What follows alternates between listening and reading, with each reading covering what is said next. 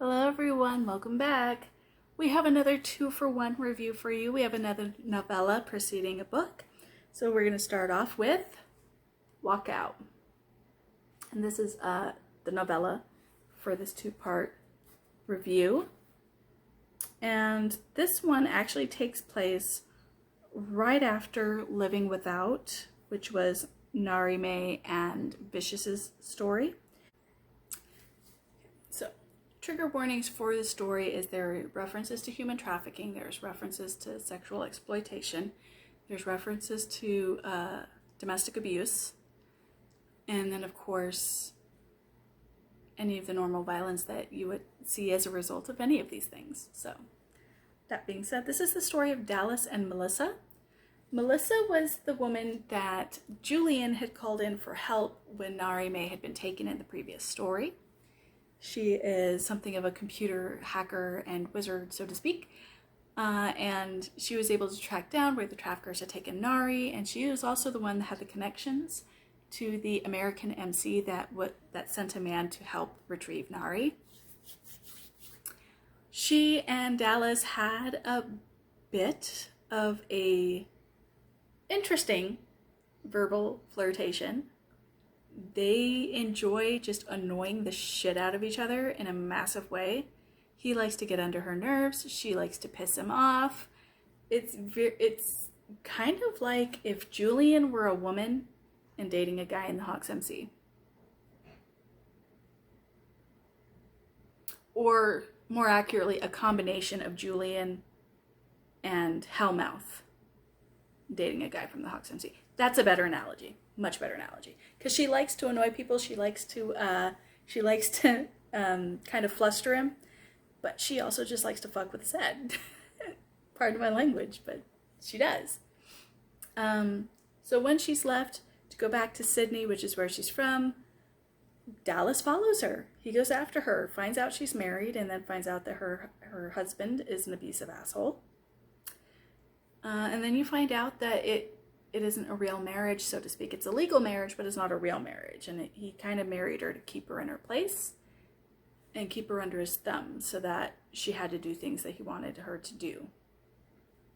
I can't get too much into it without giving away too much of that story, but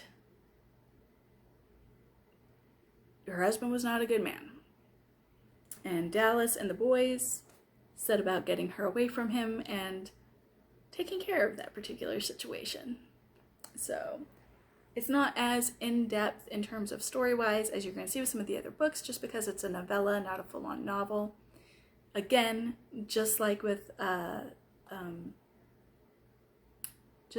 Ivy and Fox's story, though, you have the character development, you have the investment in the characters, you have the investment in their story. You want to see them do well, even though they annoy the crap out of each other.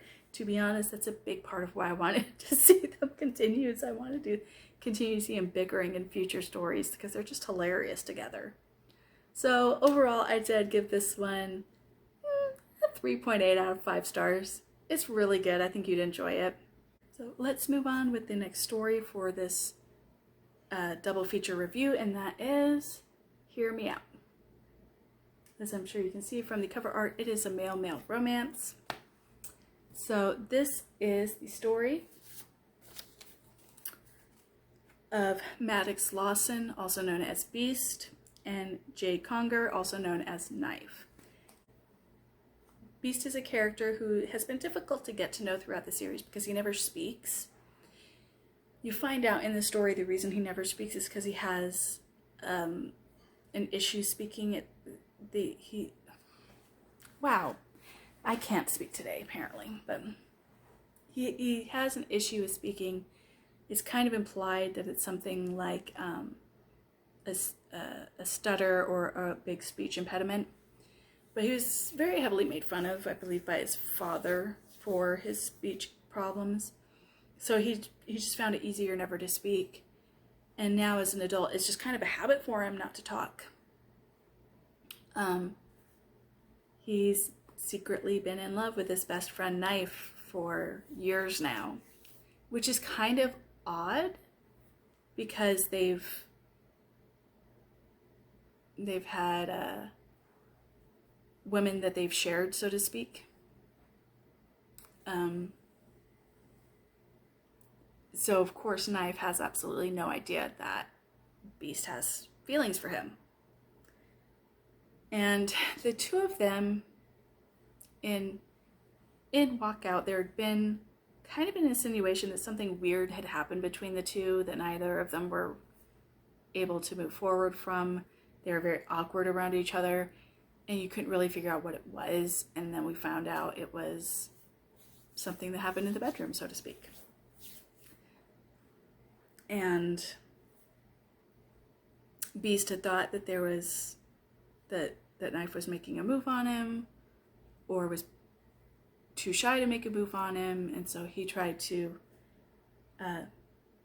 be the one to make the move, and it didn't go over well. So they're trying to keep their friendship without things being awkward, but they are awkward because they don't know what to do now.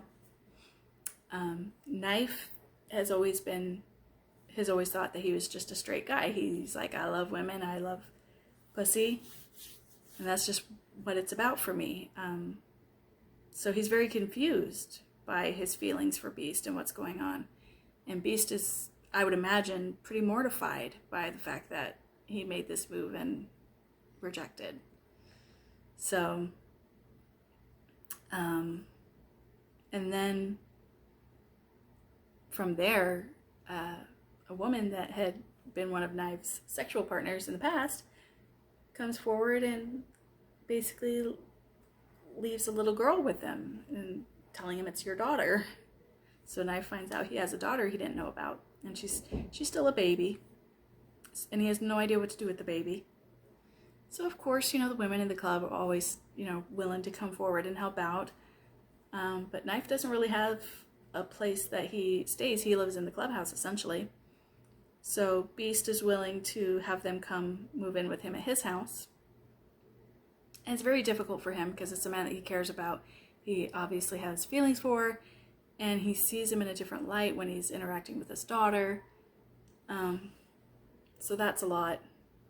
And then Beast also has his own issue that he's coming to terms with. He'd been in something, I don't want to say a motorcycle accident, but he'd fallen from his motorcycle or skidded out, and it was enough brain trauma that it resulted in him losing hearing. And so he has to deal with the fact that he's got hearing loss. So it's a lot for Beast to take in. Mina is the one who finds out that he lost his hearing and helped him come to terms with it. And there's a whole nother section of storyline going on pertaining to Knife's baby mama and some stuff that was going on there, and some people who are trying to get one up on the MC. It was a lot, I'm not gonna lie. But that being said, the main points of the story pertaining to the romance, are Beast with the hearing lost and Knife with his baby, and the two of them coming to terms of their friendship turning into a relationship, of Knife dealing with the fact that he's in a relationship with another man and he doesn't know how to move forward with that. And he doesn't understand how it works in the bedroom, so to speak, between the two of them. And Beast kind of has to be the patient one with Knife. So there's a lot of mental and emotional development for both of the characters. You feel for Knife. I mean, he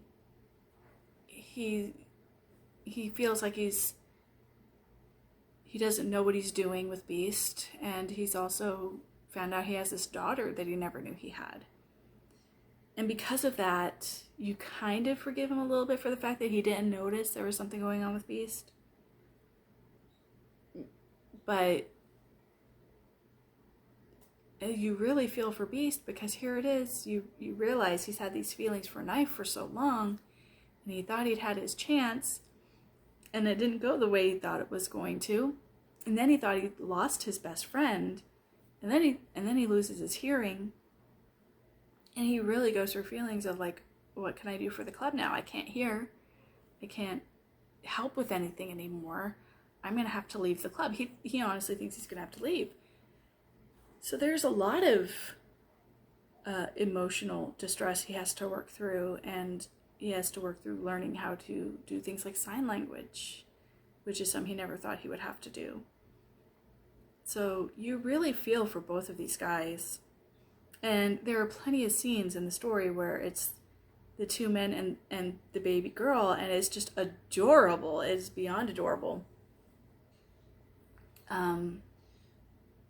It's a very good story. I can't give away too much more than that. I mean, I've kind of spoiled quite a bit of the actual relationship aspect of it. I can't give you all the story here. So, it's a really good one. I definitely think I would give this one a 4.8 out of 5 stars, just because of how well the scenes were handled pertaining to Knife learning to feel safe with Beast, so to speak. Him coming to terms with the fact that he does have this attraction to his best friend and that he has this deep feeling for him. I mean, it's a very difficult thing to try to portray, I would think, unless you've actively lived that, which, you know, Lila Rose is a married woman with children, so I definitely feel as though she had to do quite a bit of research into how to write these scenes well. Now, that being said, if you are a man in if you are a male in a same-sex relationship and you think that this is not handled well, please let me know. I don't want to be in a position where I'm giving a recommendation for a story under false pretenses. But as far as I can tell, as a straight woman myself, I feel like it was handled pretty well. So yeah, I'd say like a 4 out of 8 stars, I think. I hope you enjoyed this review. It was a little bit more discombobulated than normal, simply because the different dynamics and the different storyline that goes along with it that I can't go too much into without giving up too much of the story. But I hope it was helpful for you to figure out if it's a book you would be interested in reading or not. I look forward to seeing you at the next story. Hawks MC month is continuing, so I look forward to seeing you all at the next review. Take care. Bye-bye.